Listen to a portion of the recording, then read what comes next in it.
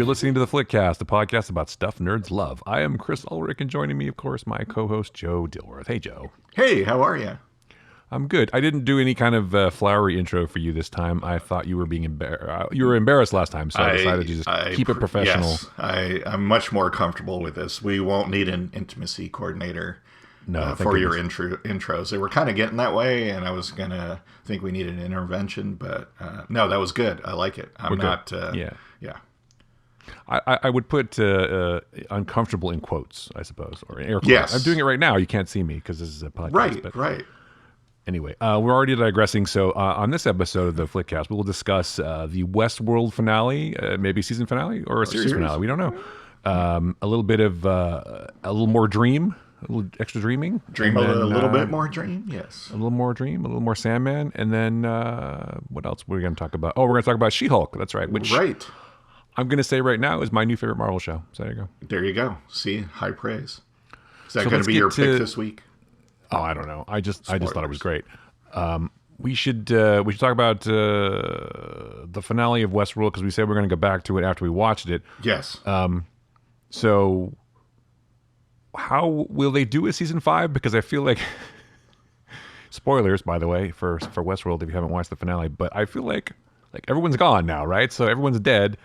And Dolores is the only one back. Are they in the Sublime now? Is that where they are? Yeah. Right? So she got uploaded into the Sublime, so they're back into the Matrix basically, and she can like reshape the world. It's like a do-over. Everything this has all happened before. This is going to happen again, kind of shit. So what is reality now? And I mean, it's like a soft reset for the whole show. Basically, I suppose they could bring everybody back at this point, right? Right, because wasn't it the thing that Bernard was talking about?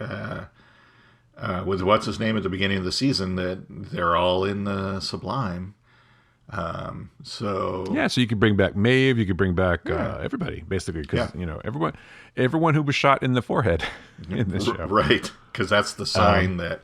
Well, the ultimate sign, though, of course, is breaking their marble, but crushing of the marble. But they don't need the marble now because they're all in the Sublime, so it doesn't matter. The marble thing's not a thing anymore. So It's interesting to me because it totally felt like a series finale. I think they were hedging their bets. They're like, well, we'll do something. We have one more story to tell, as Dolores said. One final game, one more loop. Let's bring it back to the beginning, kind of thing. So I felt like they could leave it there, but they obviously have maybe another season of story to tell. So. Right. Well, the question is now, because all the humans got killed, right? So in theory, except for the outliers and Frankie and whatever in her group, right? It's like there really won't be any humans in the Sublime, will there? So it's all hosts at this point. So who are they going to be interacting with? That'll be interesting. And if the idea is to save humanity, or is humanity already gone? I suppose you could ask the ultimate sci-fi question: is what is the nature of humanity? Right. What does it mean to be human? Right. So are these hosts human now at this point? Because it sort of seemed like William was basically William at the end, right? Right. So is he a human being now, or is he whatever? Or I don't know. Or does that even matter at this point? Well, and it seemed like Halorus or whoever whatever you want to call her, went to a lot of trouble to replicate humans as hosts. And like the old story of the scorpion, they reverted to their nature despite the fact that they were, what she thought as a superior being. Like you said, William, went back to being William. What's it? Aaron Paul's character, whose name I forget because we're terrible on names on this show. Caleb. Caleb stayed true to his nature. So it was like... He did. So what is, again, it's always asked the question, what is the nature of humanity? What is sentience? What is that? Right. And now in the Sublime, the hosts are free of their pearls, of their, artificialness, if you will. And how does that relate? And how does that come back to the real world? So I think they have an idea. I would, like to speculate in that regard. But will we get to see it? I don't know, because the ratings were pretty abysmal this year. There hasn't been an announcement for a new end of the season. So no. So I think you're right. I think they were just basically hedging their bets, like this has all happened before, this will all happen again, and here's the end, where Dolores is like telling one more story, but will it really be one more story? Will it just be the same story? So you could end it here, where it started with her getting off the train or whatever, and the whole thing starting in the town again, and that's it. So, because if they go forward, you could see everybody again. You could see Anthony Hopkins' character could come back. Everybody who Dolores ever interacted with, she could just create in her mind, right? So, I don't know. I'd be interested to see what they're trying to do, but also I can see that this is a good ending for everything too. And I still like our idea as the final episode at the very end. You hear simulation ended, and Ford and Arnold look at each other going, well, let's not do that. That looks like a bad idea. So maybe we should make a board game instead. Yeah, exactly. Like Ford is standing and goes, computer, Arch. Yes. Delete all, permanently delete all files. Delete all files, yeah. Sorry, that was a Star Trek reference. Yes, it was. Very nice. If you don't know what that means, it's a holodeck reference. But anyway, I feel like I have to explain things. Although I would hope that people listening would probably understand that that's a. It's not a deep dive if you explain the whole thing, man. Come on. I'm sorry. Yeah. Well, I don't know. I feel like I have to explain things. Oh, I get it. I feel like I have to mansplain. You have to fansplain. Yeah. Here's why an intimacy coordinator is not necessary. Oh wait, no. I don't want to talk about Sean Bean. It's disappointing. We're going to lose the spontaneity of the show if we have one. We're going to lose the spontaneity. Exactly. No, it's just people say silly things and sometimes regret them and sometimes don't. But we also had a whole discussion about Roadhouse before this show started in the pre-show, which I would go back to because they're rebooting Roadhouse. We talked about that, right? That they're doing another Roadhouse with Jake Gyllenhaal, which I don't understand. But I don't get that, but okay, sure. Anyway, you know what? Let's give Jake a chance. That's all I'm saying. Give Jake a chance. Oh, you're saying. Yes. Anyway. So Westworld, yes. That could be the end. And you know what? I'm okay if that's the end because I think it's a bleak ending because humanity and the hosts in the real world are all wiped out and all we have is... But how do we know? How do we really know if that was real? Maybe that was we only saw one city. I mean, come on. That's what I'm saying. So maybe we didn't. Maybe it's not. Maybe none of it's real. Maybe it's all been in a simulation the entire time. Could be. And it's an Inception kind of thing. It's a simulation inside of a simulation. And like we were talking about, it's at the end. Ford's and they're just going to pull the plug, and that's the end. But I could see that happening. I would find that funny, actually. I mean, I joke about that, but the way they play with perception and everything, I could totally see, like, you know, hey, we want to do this thing, but it could get out of control. Let's do a multi-year, simulation to see what would happen. And then it's like, oh, yeah, maybe that's not a good idea. It's an experiment. It's like, what will happen if we give these, if we build these hosts and give them intelligence, will they evolve? And they do evolve into becoming homicidal. And so it's like, and then the final twist is Ford goes, yes, delete all files, and he walks out of the room, and then the computer screen says, do you want to delete, yes or no? And he clicks on no, and then says uploading, saving and uploading. So. Oh, shit. Yeah. The final twist. And then there'll be a mid-credit scene. No, never mind. Sorry. And then a rat will walk across a control panel and chew on the wires. That will trigger time travel. Yes. That's the next step on this. It's an absolute win. Okay. See, we should be writing these things. I'm just Smart saying. Hulk for the win. Smart Hulk. Oh, should we talk about that? That was. Yeah, let's talk about Smart Hulk. I think that's we can close the door on Westworld for now, but I really did enjoy the season a lot. I did too. They finished strong.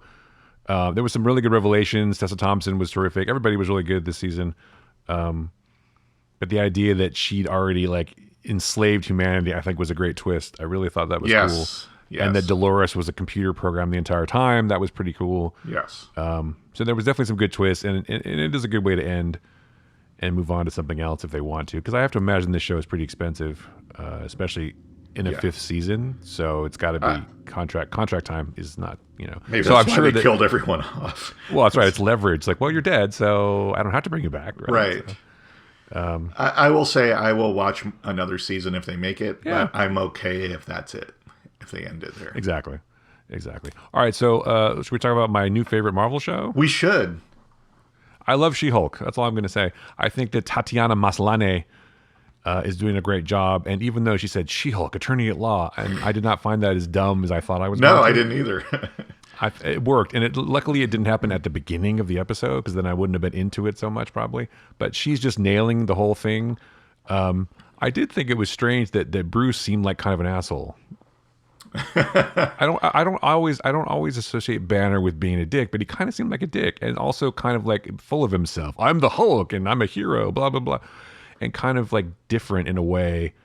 I'm not sure why. I mean, obviously they had to have some conflict between her and him, but it was just it was interesting to me how they played Banner and how he played the character, which I feel like was a little bit different than he had done in the past. Although okay, he did kind of. I'm sorry. Although he did kind of do that same thing in the final Avengers movie when he's Smart Hulk. He kind of I put the the brains and the. He kind of was an asshole in that too a little bit. So maybe he's just I'm sure that Mark Ruffalo knows his character better than I do. So.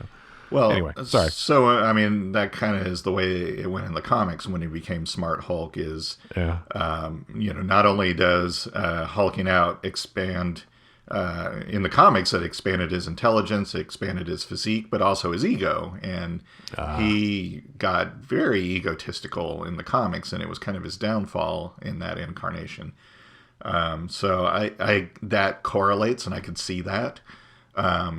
I did like the revelation that after the snap, when he was trying to do whatever he needed to do to figure out the Hulk, that we get this whole like now I want to see the movie or the series of him and Tony building a Hulk bunker and bar and all that kind of stuff. So I want to see that story now. But that was kind of a nice touch that it's like, so Tony didn't just like go off with his family and just sit in a cabin for 5 years or whatever. He was like, I'm going to help my friend, I feel like he and Banner were buddies, right? Yeah. They created Ultron together. So it's, come on. I mean, people bond over that kind of shit. Yes.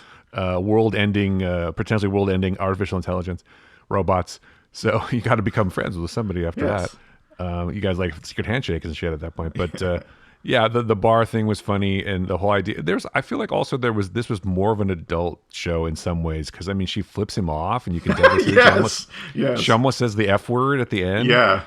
And they're talking about drinking and stuff. I mean, I think that they're trying to, Disney Plus maybe, or Disney X. I don't know. But because now they have R-rated shit on the channel, so they might as well just go a little harder.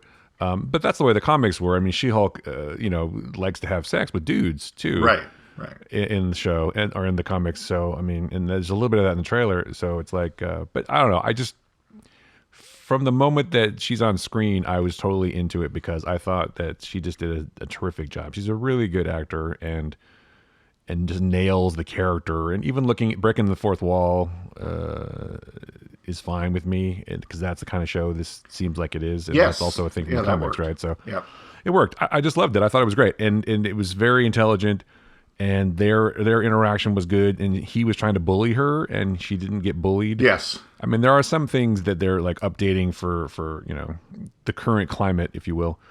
That's every woman every day. Well, yeah, that whole thing of here's why I've got my anger more under control than you, and I can do this. Yeah. That whole speech was like, that's so woke. Holy crap. That's like, I'm just kidding. Yeah.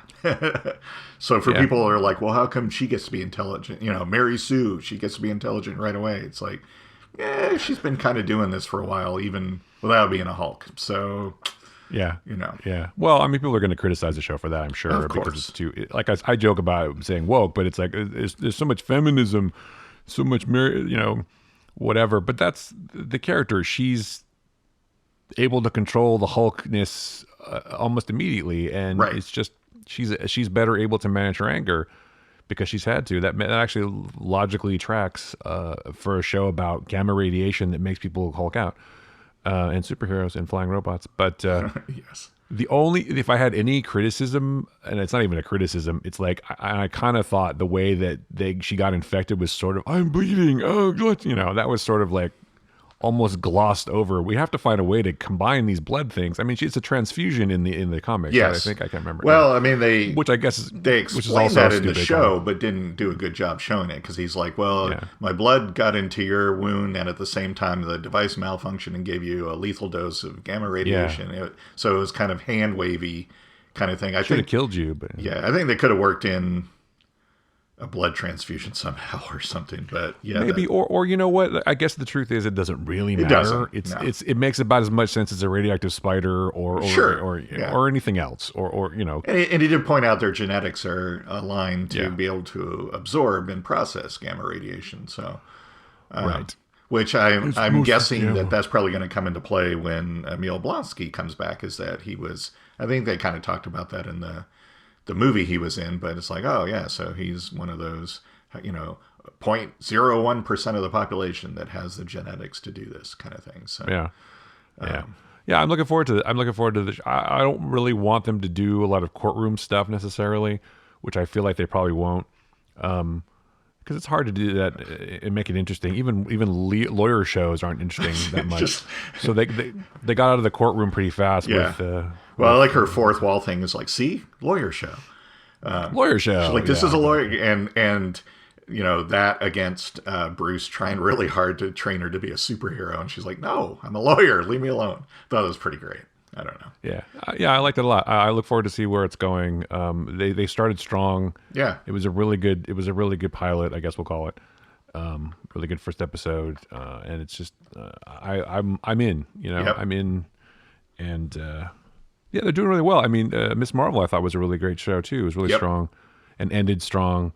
And this is starting off great. And if this is the new trend for, I'm not saying new trend, but if this is the trend for Marvel shows, then I'm almost enjoying the shows more than the movies sometimes. So I can't think of one of the Marvel shows I haven't enjoyed. I mean, I've liked them all, and some of them had problems, like we talked about. Moon Knight had some issues, and Falcon and Winter Soldier definitely had some issues. But they're still enjoyable, and I like the stories they're telling, and they're getting to do all the stuff that happens in between movies, and do it in a format that lets us really get into the characters. I think the focus, obviously, on these are on the characters, and I think kind of maybe the stories and what they're trying to tell kind of get muddled sometimes, or maybe it's like, well, we really want to tell all this stuff about the character, and we got to get them from here to there, and maybe the story is like, we don't necessarily have 6 or 8 episodes worth of story, so we got to do some stuff to pad that along maybe, but I don't know. I think they're doing a good job. Again, the brigade is out about, oh, we're so tired of superhero TV shows and movies. There's so many of them, and it's like, are there though? I mean, you're watching a network that has Marvel and shit. I mean, Marvel, that is their whole deal. They make superhero shit. There's about 400 movies a year. There's about 500 scripted series per year. I don't think that the majority of them are superhero. But but it's like you're insulting a company for, like, you're insulting a mattress company for making mattresses or whatever. I mean, just pick your. It's like, this is stupid. Why don't you guys make something else? Why don't you make a lamp, for God's sake? Yeah, we're fucking Marvel, man. We make superhero shit. I don't know what you want. And the important thing is, don't watch. Yeah, don't watch it. Nobody's making you. There's so many other things out there. I'm sure you can find something that you do enjoy. It's like, they're not going to make. So Marvel Studios is not going to make a superhero movie, and they're going to make your pet drama about people sitting around talking instead. Right. They're going to make your courtroom movie or your erotic thriller. Adrian Lyne is going to come back and make fucking whatever or something for Marvel Studios. It's like for Marvel. Yeah, it's like, you're going the wrong place, and like, you're looking for shit from Disney that's not Disney's not going to make. It's not going to happen. They're going to make stuff that makes money and appeals to as many people as possible. They're going to make superhero shit. They're going to make Star Wars shit, and they're going to make all the stuff that already exists. The existing IP, baby. You don't have to do anything new. Yeah. They did not buy several IPs just to go, well, maybe we'll do something one day with this. Yeah, what are we going to do with Star Wars? No one knows what that is. Why do we keep cranking out Star Wars? We'll just put that on the shelf for a while. Nobody really let's cares. Rest. Let's rest that. Let's rest the Marvel brand name. No one knows what that is. Because it's not making any money anymore. I mean, nobody's watching it, so. No, and that's what I don't understand. I guess I can sort of see the point of some like filmmakers who are like, well, for every $150 million that Disney spends on Doctor Strange 2 or whatever, that's some money that could have gone to some other projects. And so it's like I get that, and your ego as a filmmaker is telling you that your movie would have been better, quote Right. unquote. And let's be honest, people in the show business have huge egos for the most part, so they're always going to think their shit would have been better, even though they're being polite about it sometimes. But they're a business, as we always talk about. It's a business. It's not Well, necessarily to yeah. it's not show friends, right? It's show So business. so So to that point, yes, especially going well, if Disney didn't, they spent $250 million on this tentpole movie or another Marvel movie. right. How Disney didn't spend it on? If Disney didn't spend the 250 million on this Marvel movie, they would have spent it on another Marvel movie because that's what, like you said, that's what they do. Well, they got to keep the lights on, There's right? plenty of production companies out there that are there to make and make many of them every year independent movies or smaller movies. So Right. it's like, well, so what you're saying is you you shopped it around to all the studios that make your kind of movie and nobody liked it, and now you're bitter because you see there's money spent on I don't know. It's just, to me, that's always been weird. It's like if they didn't spend it Yeah. on Thor: Love and Thunder, they would have spent that same money on the next Doctor Strange. It's like Yeah. it's not that they go, well, we could make these 5 independent or smaller movies, or we can make Thor: Love and Thunder. They're gonna Well, make it that's the anyway. thing. That's the difference between you know people who understand the business and people who Right, don't understand the business. It's right, like it's also called the business, not right. anything else. Show business. I keep saying that, but it's like if you want indie films, go to like A24 or Annapurna or someplace and get them to make your smaller film. But they still have to make money too. They just do it at a smaller scale. Well, then go to the movie theater and see them if you're an audience Yeah, member. Don't Disney see is a nothing but huge Marvel movies and then yeah. complain that there's no other choice because you're making the choice. You're helping them make the choice. Disney has overhead, man. Right. They got to keep the lights on. But again, like you joke about said, that. these are the movies that Disney makes. Disney, Marvel, Yeah, Star Wars. These are the yeah. movies they make. They're not going to suddenly go, well, let's make 6 movies for 50 million instead of making this. Well, what they could Let's do, rest the next Marvel movie. they could do. Yeah, let's let it rest for a while. What they could do is they could do what like Fox did. They're like Fox 2000 or whatever. They're indie sort of smaller movies studio, which was making some stuff. I mean, some of the studios have their smaller, you know, boutique, whatever you want to call it, Oscar worthy films. And if that's the thing they're looking for, then they can do that. I mean, they have the Right. money. So, but Right. they need to make these big movies so they can keep making the smaller ones. Right. And for every one Marvel movie, you're talking about like a Thor: Love and Thunder. It's how much $200 million to make 250, and then another 500 million to market and shit. So you're Right. talking about half $1 billion in an investment that has to get recouped somehow. Otherwise, they won't make anything. Yeah. So I they have to yeah. go. They have to go bigger and keep making profit. Otherwise, they're going to go out of business. I mean, I hate to say it, but Well, they and can't. that's why I just like that false equivalency. It's like Yeah, just exactly. because they spent that money on this doesn't mean that they They were could have. never going to make your Yeah, thing. they were. Yeah, and there's plenty of studios. A24 is like huge now Yeah. after Yeah. Everything Everywhere All at Once. And again, like I said, there's 450 films every year, and it's like, why aren't you going? If you're that passionate about and hate the big movies so much, why are you still going to see them and not going to see the smaller ones? And if they're like, oh well, it's hard to find them, it's like that's not the fault of the people making the Marvel movies. I mean, there here in Portland, there is like, I don't know, 40 theaters or at least, and not all of them are chain theaters. I know where I can go if I want to see independent movies or smaller productions. I know in a heartbeat where I can go to see that, and if that was that important to you, you'd figure out in your area where to see it. Same thing with like streaming, Netflix. Go watch those movies. Put your browser towards that because they are watching that whether people think they are or not. So and make it known, hey, I subscribe to your service because these are the movies I like and stuff like that. So it's Do you think? I mean, I guess my question too is if studios aren't going to take the risk, like big studios, then will you see I feel like there's more sort of quote unquote riskier things on streaming now. Like, I mean, Yeah. Sandman was something that people were trying to make for a long time. I think that would have been a risky movie. And plus, you couldn't have told this story in a 2 hour No, format. not even a trilogy of movies. There's no way you could have told the full I story. mean, you could have. You could do anything if you really want to, but it wouldn't have been as good. Yeah. It would have sacrificed a lot. And we should talk about Sandman. There's a new episode that came out. But somebody like Netflix has to step in and do this kind of thing, or Disney streaming could do something, or Hulu or whatever. These smaller, I don't want to say smaller, but these the streaming services can do things and take more risks. And they've been doing studio. that. I mean, Netflix is famous for come make your movie here and do what you want and staying out of the way. Same thing with shows early on.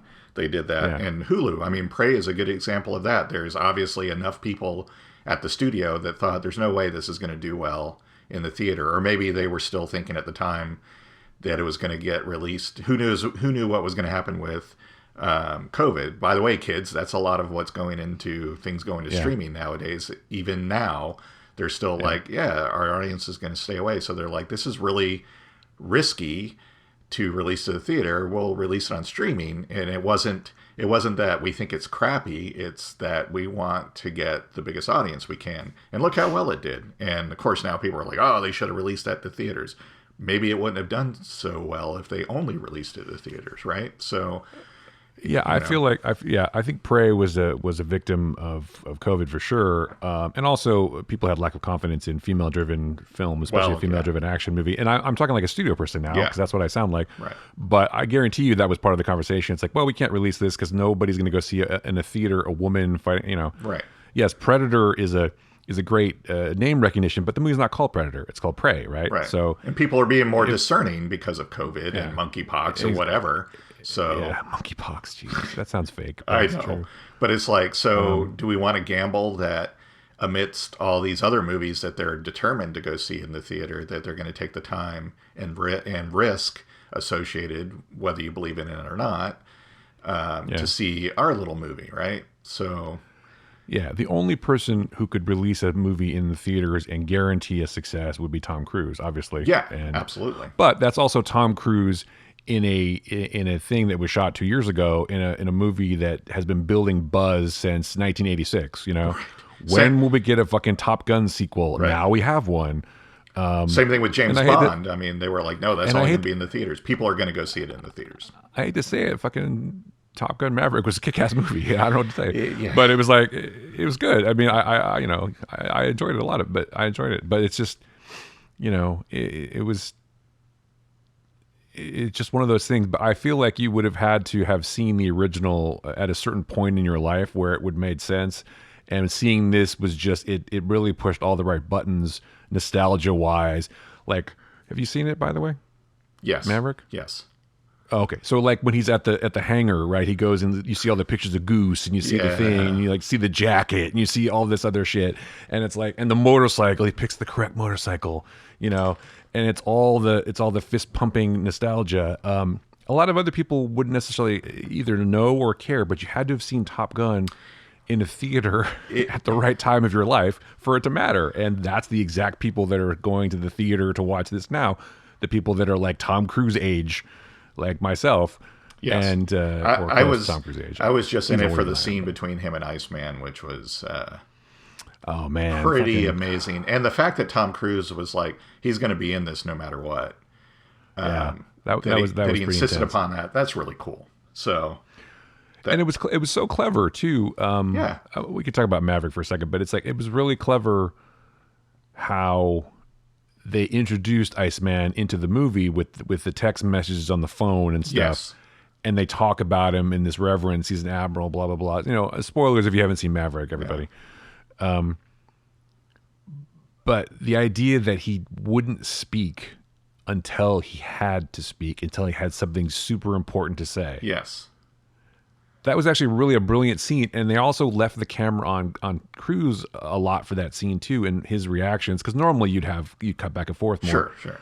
But the way it was shot was really smart. I would say that's some of Tom Cruise's best acting in a long time too. I thought he was really excellent in that scene in particular. I'd agree.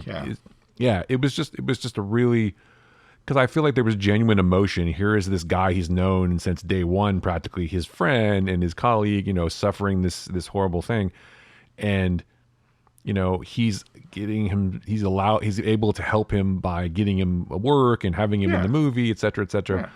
It was just a lot of things going on there. So I thought that was a really great scene. And I mean, the whole movie is really good. I'm not a huge fan of the guy who played Goose's son, though. I just don't like him that much. Miles Teller. Why. Yeah, he doesn't do it for me. I mean, he definitely looked like Goose, though. I mean, that was like uncanny almost. But yeah, that was kind of weird. But yeah, he's not. He doesn't do it for me. It was funny when they were like, "Oh yeah, Miles Teller is going to play basically the other lead, other than Tom Cruise in this movie, and he's going to be Goose's son." I was like, I don't think that he has the chops to carry that, and I don't think he really did. I think it's a credit to the director that he did as well as he did, to be honest, and maybe Cruise kind of shepherded him a little bit, but just the fact that now they're talking about Miles Teller's like, "Oh yeah, I've been talking to Tom. We want to do another one." I'm like, well, I mean, you could also make the case. You could also make the case that these movies are sort of actor proof in a way. It's like it's about the plot and the whatever and the action, and and all that shit. He just doesn't seem like a lead. He seems like he could be part of. He should have been someone else. It seems like, but again, the guy who should have been Goose was the other guy, the asshole guy. I thought he was a lot better. Yes. I can't remember the actor's name. You know what I'm talking about. Yeah. The guy. Yeah, I know I'm good. That guy. He was better. I thought he was a better actor than Miles Teller. I mean, Miles Teller physically looked like Anthony Edwards. I mean, he looked especially. That was kind of weird, but yeah. I'm like, why has he got the mustache? That seems strange. It's 2022. Why do you have a mustache, like a porn stash? First of all, that's just weird. I mean, I know why he had it, obviously, and he has the shirt, and he has. I mean, it's like you're basically, Anyway, I don't know. And by the way, Jennifer Connelly, super beautiful. I'm just, she's awesome. I was a little upset that they didn't have the original love interest in there, but whatever. Well, I read that. Well, she was the original love. That's Penny Benjamin. He knew Penny Benjamin before he knew Charlie. Yeah, I know, but I'm just saying he had a thing for Penny Benjamin a long time ago. I know. Yeah. Anyway. That's the only reason it made sense. Well, they're not going to bring back. Yeah, I know. It's not going to happen. She hasn't kept up the physical regimen as like Tom Cruise has. I mean, I'm not trying to be a dick, but Kelly McGillis is not someone. They weren't going to bring her back. It wasn't going to happen. Yeah. It's just not that kind of, it's not the kind of thing that movies do. I'm sorry. It's not, it's not reality. It's, and plus Tom Cruise at his age was not going to be flying fighter jets, having been 30 years in the Navy. That's not going to happen either, probably. And be better than everyone else still, even the kids, it's not likely. But but it's a movie, so it's not a documentary. It's not a documentary. It's not a Top Gun documentary. It's fiction. But dude, I still have my fucking Top Gun leather jacket. I'm just saying, I got after the movie, I had to have a flight jacket. And hey, we got Ed Harris and John Hamm in it, so Yeah, John Hamm was a good asshole, actually. Yeah, he was. But with a heart of gold in the right place. But when I was a kid, I saw Top Gun, and my mom, and I've told this story probably, but my mom was like, "Oh, you want?" I was like, "I'd like to get a jacket like that." So I thought it was cool, and so we went to the guys who make the jackets for the pilots because it was in San Diego. I grew up in San Diego, and so we got a jacket from the place, and nice. I still have it. It doesn't fit anymore. I'm too fat, but it's still in my closet though, man. I still got it. I'll just say this though: if you go into a movie called Top Gun Maverick, this is a sequel to Top Gun, and you're surprised by, in a negative way, by that was just this kind of movie. It's like, well, you were really expecting something else? I mean, come on. No, what were you expecting? It was a sequel to a movie about fighter pilots who try to show how big their dicks are. It's like it's going to be more of that. So it's going to be more of that. But now there's a girl too. So. Right, exactly. Just saying. So we got to have a girl. So woke. It was woke, because there's no women fighter pilots. That's just bizarre. Actually, I don't know. Are there female naval aviators? I would imagine there are. I'm sure there are. I have no idea. I really don't know. But yeah, this was it was also a very big, the Navy's cool and the military's cool kind of thing, just like Top Gun was. Right. But and that, I mean, that's what you're getting into. It's like I'm not I love the military, join the Navy, etc. I'm not against the military, obviously, but I'm not like trying to get you to join.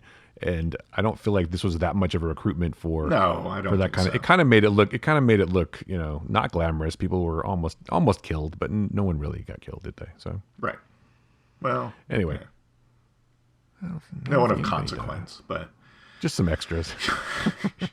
yes. Just some Russians or whatever. Yeah. Just some next gen fighter pilots. Who cares about them? Oh, it's fine. 5th gen fighter pilots. Exactly. So yeah, I just think it's will there be a Top Gun 3 where where Tom Cruise's character, where Pete Mitchell and Penny Benjamin have a kid, and the kid goes to Top Gun and carries on the legacy. I don't know. And he's like, I don't want you to be Top Gun, because that was, and then why don't you want me to be in the military? And it comes down to, because I was the best, and you're going to be better than me, and I can't have that. I can't have that. Yeah. I mean, there could be, Pete Mitchell Jr., right? There could be Pete Mitchell Jr. Yes. Why not? Sure. Because then they'd be playing characters that are closer to their own age, and so they could have an 18-year-old. And if they make it like 18 years in the future, they can have like Firefox type ship, mentally controlled planes and futuristic you must planes think, and stuff. Think in Russian. Yes. See, I can do the deep dives too. So that was pretty good. Yeah. Anyway, all right. Before we go to picks, we should talk about Sandman episode 11. Yes. Which I absolutely loved it, by the way, and I understand. At first I was like, oh, really? Animation? That's cool. If you haven't watched it, it's definitely, you should go back and see all of Sandman again, and then you should watch this episode because it makes perfect sense in the context of things. But the idea that the cats are like revolting, I thought was pretty cool. And if we dream it enough, it'll happen. It's a great little short. And yes. then the second part of that is like every writer's nightmare, right? Because Neil Gaiman's like, oh, I've lost the muse. Yes. And I've got to keep it captive in my basement, otherwise I can't write. I mean, it's kind of funny. So yeah, I thought these were really excellent, and they sort of, the first one I don't feel like it related as much to the overall Sandman story necessarily, at least the one they're telling in the series. But the second part of it did, obviously, because Dream comes to save his ex, basically. So. Yeah, and that was I liked it a lot. I really enjoyed the cats. Episode. Well, the issue that was that in the comic, and again, much like Hobgoblin, it was another thing from the comics. I'm like, I really hope they get to do this, and lo and behold, they already had done it. So there you go. So I thought that was really well done, well voiced, and yeah, I like the fact that the cats believed that at some point they were these ginormous beasts that ate humans and played with them until. The humans dreamed otherwise and made it true for all of history, which was kind of, I like the whole message of the power of dreams. I thought that was really great. And I like that in the original comic too. But so that was really well done. And then the section with Calliope was excellent. Of course, we got Derek Jacobi, who is amazing in everything he does. Yeah, he was terrific and such a psycho. Yeah, and Arthur Darvill is great. Although I got to be honest, it was kind of an intense beginning of the first part of it, like when they took the cats in a bag, and I mean like yeah, that was like fuck. I'm like, how far are they gonna take this? What the fuck am I watching? I'm like, I'm not sure I want to watch this. Yeah, that was sad. That was messed up, and people really did that, by the way, and probably still do. Yeah, they went all the way with that. Yes, they did not sugarcoat that. That was horrible. No wonder the cats are upset. Exactly. Yes. I'd be upset too. I couldn't help but think about my dog who could never have puppies. Mine too. But I really enjoyed it. It was a nice treat to get a bonus episode. These two stories, there's a 4-issue sequence right after what we saw in the show. That's 4 standalone stories, and they've done 2 of them. So my hope is that the other 2 stories, which actually have a little bit more relevance to the overall story. I keep saying maybe, because I'm greedy, it's like maybe we'll get a nice Christmas surprise and get another bonus episode that'll have those two I feel like stories. Netflix is pretty committed to this show, so I feel like you'll get that, and then you'll get season 2. Yeah. Next year. It's doing really well, so they'd be stupid not to. And if they can maintain the the quality, which I hope they can, which I have little doubt that they will, then I'd be very happy to keep watching this. It's certainly interesting, and it's certainly unusual in some ways, and the idea that the dreams are so powerful, and it's just, I'm really enjoying it. And I thought, I was skeptical about, what is this extra episode? What does this have to do with the show? But it didn't really matter, because you're drawn into the cat thing almost immediately, and the characterizations of the cats and the voices and just the animation and everything was so well done, and the story had a lot of elements and everything, and it's like, Well, and the little cat, I believe. Yeah. That's a good start. I'm like, all right, you go. I want the cats to win. I was like, destroy humans. Humans are terrible. Oh, look. So she's dreaming, and it's like, Yeah. oh yeah, if you only knew what she was dreaming about. if you only knew. Yeah, that was pretty cool. It was just great. Although I think the Calliope sequence had actually added quite well to Morpheus's character development, because it happened definitely. not too long after he was freed. And as was pointed out, she's like, you have changed, because before you would have just been like, yeah, whatever, and left me to my captivity. And he's like, huh, yeah. So I think that actually plays into the other episodes, because it's like, oh, so that's another piece to his, getting his humanity, for lack of a better term. Right, his transformation. Yeah, so exactly. I thought that was evolution. a nice little touch. I thought that worked well. Well, I mean, he is held captive, but then doesn't really. I mean, he kind of forgives them in a way, I guess. And then also he can understand why she, I can forgive him but not forget, kind of thing. It's like, I'm gonna let it go. I won't forgive what he's done, but I'll forget him. Right. And that was a good distinction, I thought.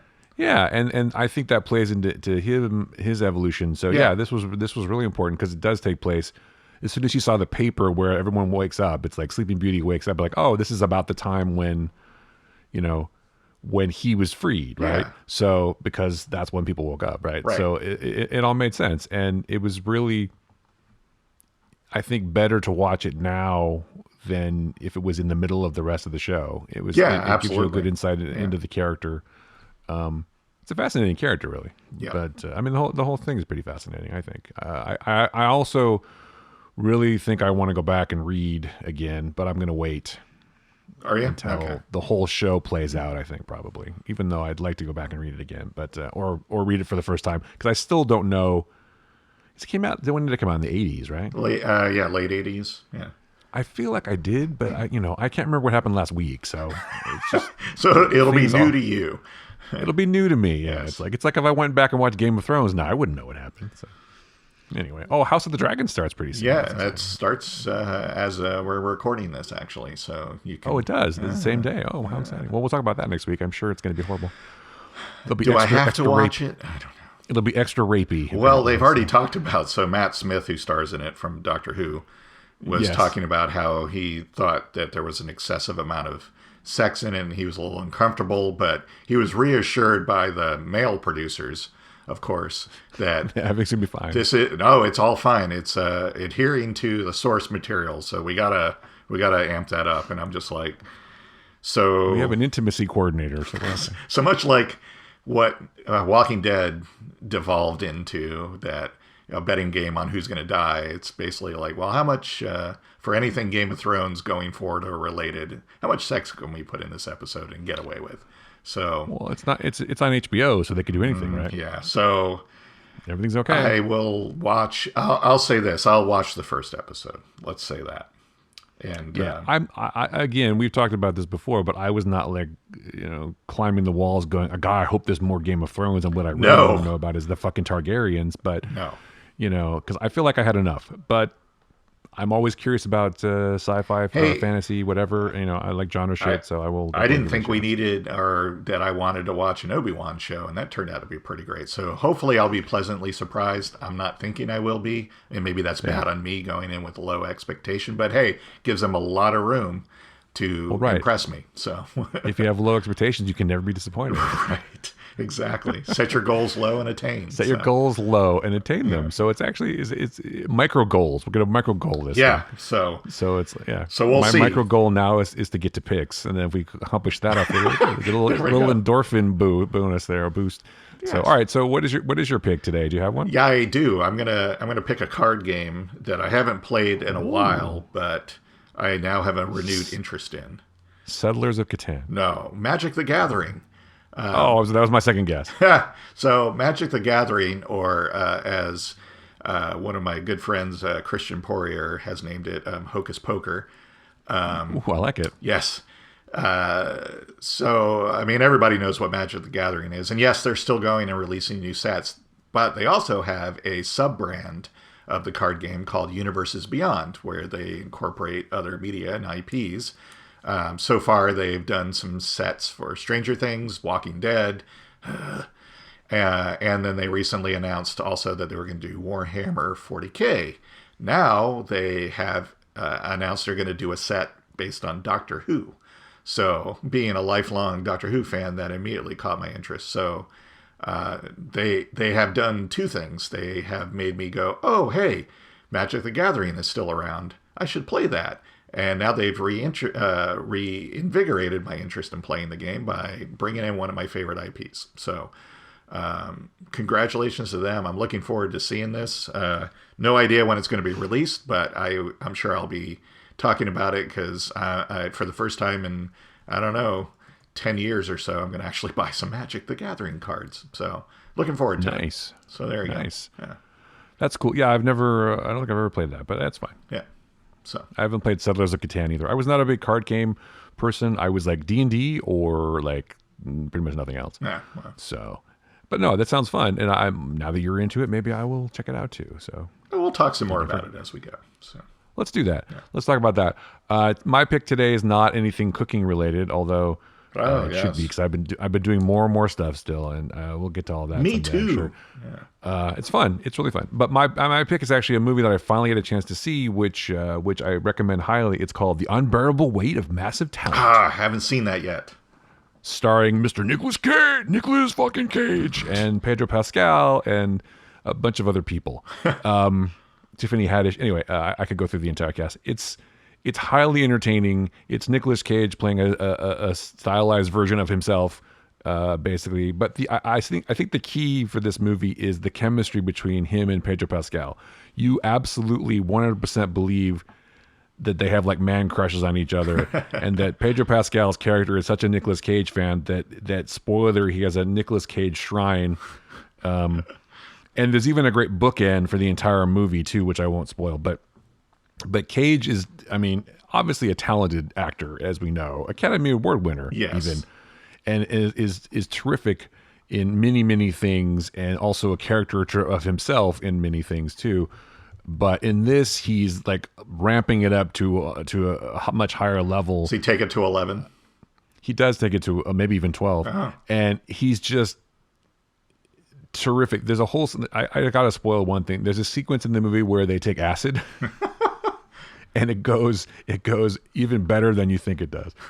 There's so much. It's a really clever script, and it's a clever movie, and they're great, and it kind of ends the way I thought it was going to end, which is not a dig, because how else could it have ended except the way it does? So it's just it's a fun comedy action movie with Nicolas Cage playing the best version of himself, I guess, and it's terrific. I recommend it highly. So, Unbearable Weight of Massive Talent is my pick this week. Excellent. Yeah, I haven't seen it yet, and I don't know why, but I haven't gotten to the theaters to see it, but I definitely want to, because it sounds like my kind of movie. So, it is. It's sort of I don't want to say insider movie, because it is Nicolas Cage kind of playing himself, but he has, an ex-wife and a kid, and his agent, Neil Patrick Harris, plays his agent, which is they have some really funny scenes too.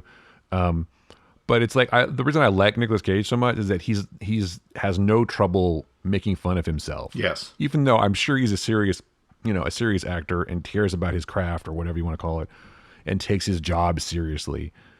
he also has no problem realizing that he's a joke sometimes to people, or he can make jokes about himself and not be egotistical about it, which I appreciate. Right.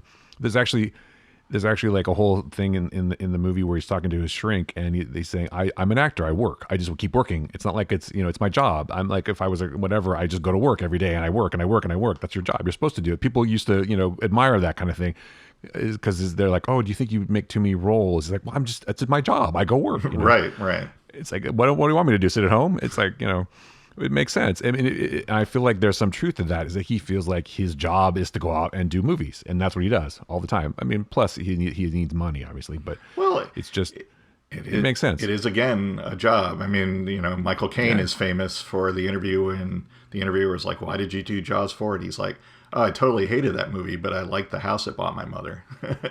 It's like... It's not, that's kind of flippant. I get that too, but it's like... He also likes acting. I mean, he's talked more serious about it. He's like, I'll just take any role because I like working. I like doing acting. And he goes, I'm going to do the best I can in whatever movie it is. He goes, it sounds like he rarely even watches the movies, but he's like, I just like acting. I get that feeling with Nicolas Cage. It's like, this is what I wanted to do, and to not do it just seems weird. So I'm going to keep working. Yeah, I think it's also, he just takes a working man sort of a approach to it. It's like, this is my job. Right. People go to work every day to their job. Right. And it's not like, why is that weird that I'm making another movie and another movie? It's my fucking job. It's what I do. Right. Exactly. You wouldn't question me if I was a plumber. Why would I go to work today? It doesn't make any sense. So why wouldn't I just keep making films? That's what I do. Right. So anyway, it's you don't have to be someone who worked in Hollywood or understand Hollywood to get a lot of the humor, but it definitely helps. Nice. Because some of the things they talk about, it's like, oh yeah, I get that. It's funny to me, and maybe it wouldn't have been funny to anybody else. I don't know, or just to very few people. But it's a fun movie. I really enjoyed it a lot, more than I thought I was going to, because I don't usually like movies about Hollywood necessarily. But Cage and Pascal sell it, and I was not. I was like, oh, Pedro Pascal, he's okay. I'm not a huge Pedro Pascal stan, or whatever you want to call it. I think he's fine. Right. But in this, he totally nails it and sells it, and they have great chemistry in the movie, so it's worth it for sure. Cool. So, anyway, so find the Flickcast at all the places you find podcasts. Joe and I are on the socials. What Joe Writes, I'm at Chris Yu, and also at Ulrich Picks at Instagram, and the Flickcast, of course, at the Flickcast. And then you can find us on the Linktree, LINK tr.ee/theflickcast, and on YouTube. I gotta find a different way to say that. That is really cumbersome. And YouTube and pretty much every place else. You know where we are. Obviously, you found the show, so tell a friend. That's my challenge to everybody this week. If you enjoy this banter, or whatever you want to call it, these hijinks, then just tell one person. Go tell two friends, and they'll tell two friends, and so on. Exactly. And then you can bring home the bacon and fry it up in a pan. Yeah, there you go. See, it's like advertising from the 80s and 90s. What was? Oh boy. Anyway, wow, come some non sequiturs on this one. That's okay. Yeah, that's right. I'm trying to wrap it up, Joe. You're making it harder. I got it. I think that's it, though. I think we've said everything we're going to say. So. All right, cool. All right, for Joe Dilworth, I am Chris Ulrich. That was the Flickcast. Thanks so much for listening.